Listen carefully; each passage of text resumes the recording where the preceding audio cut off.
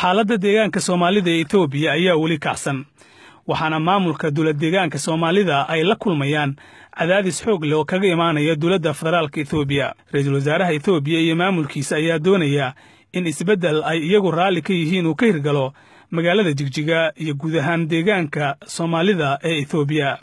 waxaa saacadii u dambeeyay soo baxayay in dawladda federaalka Itoobiya ay waxba kama jiraan ku tilmaantay tilaabadii golaha fulinta ee dawladda deegaanka Soomaalida Itoobiya ay isniintii madaxweyne ugu doorteen Axmed Cabdi Maxamed.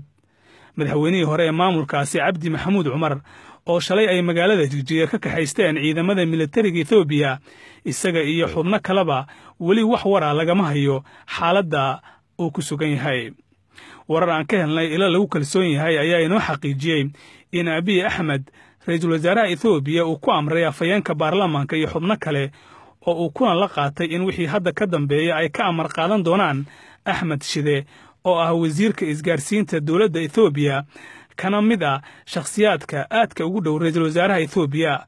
waxa uu sidoo kale ka tirsan yahay golaha dhexe ee dawladda deegaanka Soomaalida Itoobiya isagoona ku matalaya dawladda federaalka.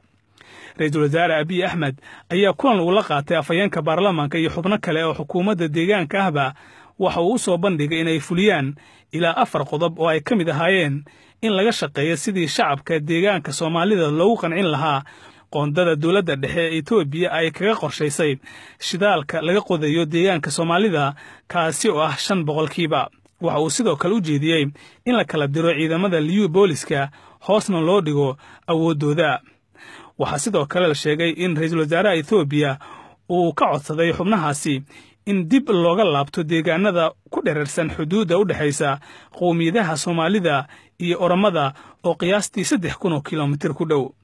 ugu dambeyn waxaa ra'iisul wasaaraha Itoobiya uu ka hor yimid degmooyin iyo maamullo ay dhowaan meel mariyeen baarlamaanka dawladda deegaanka Soomaalida Itoobiya.